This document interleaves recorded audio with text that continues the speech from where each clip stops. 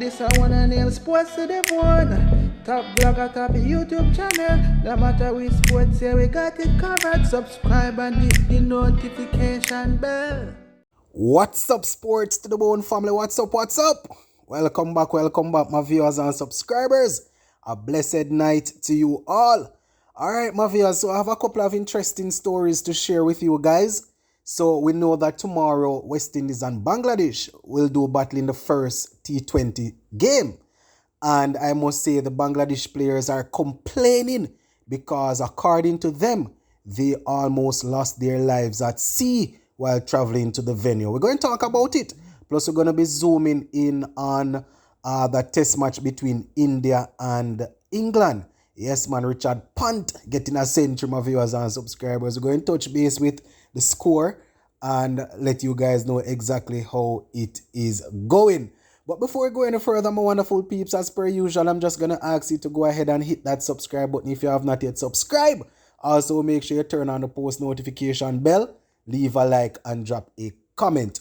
All right, so we're going to kick things off with this with this story about the Bangladesh players, who had a very, very awful experience out there at sea. So I am taking this one from Bangladesh newspaper, and the headline is saying, "We can fall sick and die here. Bangladesh cricketers face horrific sea voyage in West Indies." And they put comma, "worst tour of my life." Now the article starts and it says, multiple Bangladesh cricketers fell sick during the journey from St. Lucia to Dominica, where the side is scheduled to play the first T20 international of the series, which is tomorrow, my viewers. Now, the article went on and it says the Bangladesh cricket team endured a horrific few hours in the West Indies ahead of their first T20 international against the side in Dominica. As reported by a national newspaper in the country, the side traveled through the sea from St. Lucia to the venue, which is approximately 180 kilometers. They went on and they say a journey that takes nearly 5 hours. Oh my word, 5 hours on the sea? Yeah. They say in a journey that takes near 5 hours. However, most Bangladesh players didn't have prior experience of traveling through ferries, and so by the time their side reached Dominica, most players fell sick with multiple players vomiting through the journey. So that is the issue, my viewers and subscribers. Quite a few of them were actually traveling by ferry for the first time. It's a little bit weird. I thought they would have had plane there to carry them. Anyway, the article went on and it says, according to the Bangladesh newspaper, I think it is called the Paratham. Hopefully I'm pronouncing that correctly. The waves began soon as the ferry reached midway through the sea. Now, it wasn't a large ferry, and so even 6 to 7 feet high waves were enough to make the ferry swing wildly. As a result, cricketers began to feel seasick, one after the other. Now, according to the report in the newspaper, a few of the worst affected players were pacer Shariful Islam and wicketkeeper batter Nafis Iqbal. Now, Shariful vomited on multiple occasions throughout the journey as well. They say notably, the report also mentions that even the West Indies team has never traveled to another island and ferry for an international game. Boy, this is strange, my viewers. I wonder why they do that though. Anyway, it went on and it says one of the Bangladesh cricketers who talked to the newspaper said that they could have died in such a journey. And another senior cricketer of the country said it was, and I quote, "the worst tour of my life." Right? It went on and he said, in quotation, "We are the ones who can fall sick and die here. Us, nothing will happen to them," said other player. Another quotation, I have toured many countries. This is the first time I am experiencing something like this. None of us are used to this. Forget about playing. What will happen if one of us gets seriously ill in the ferry? This is the worst tour of my life, end quote, said another. Bangladesh, as we know, they are scheduled to play the first game tomorrow against West Indies. Viewers and subscribers, this is bad publicity for CWI. This is bad. Very, very bad. I mean, more than likely, both federations probably would have agreed to this, and maybe the players were not made aware. You understand?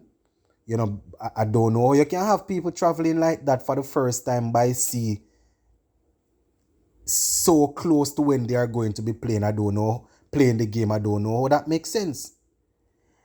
I don't know if the CWI were totally totally responsible for organizing the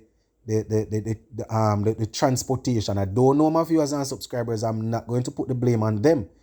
You know, usually when the tour is being discussed, the both federations, so what would be CWI and Bangladesh Cricket Board, would probably come together and say, all right, this is how we're going to work things out.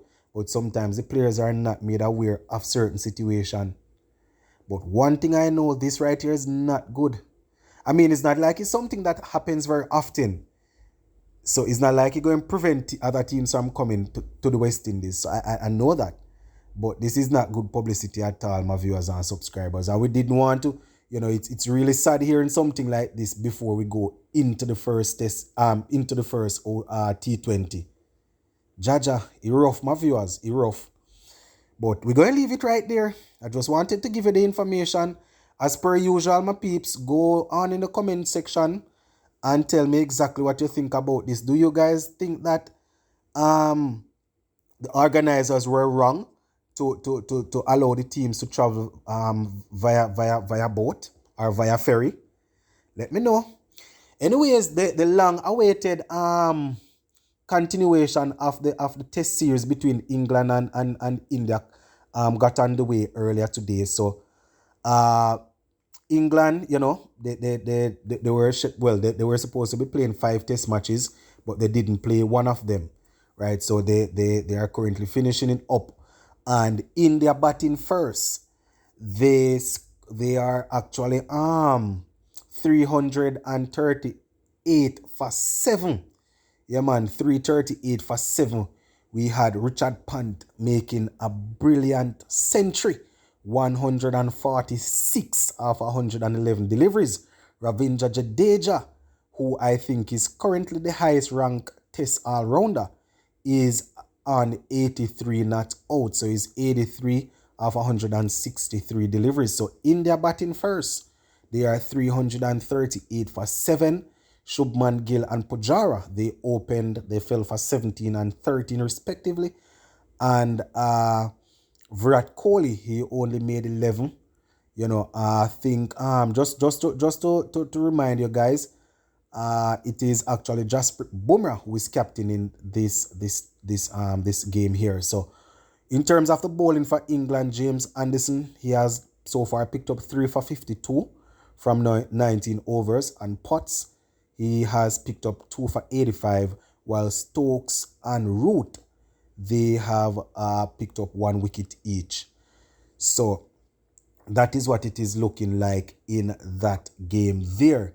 And while we're talking about Test cricket, should I just go ahead and see if I can give you guys the result of the Australia Sri Lanka test, right? The first test match there. So Australia actually won it by 10 wickets. You know, Sri Lanka batted first, made 212, I think it is, that they made. Australia went in and made 321. Australia made 321. Sri Lanka went back in 113. You know, therefore setting 10. Australia went, went and got that without losing a wicket. So that is how the first test match of that two match series ended. So yeah. That is it for this one, my peeps. You can join me early tomorrow morning to get my starting 11 or my playing 11 for the T20 game between West Indies and Bangladesh. That is if the game is able to go on based on how the players are feeling.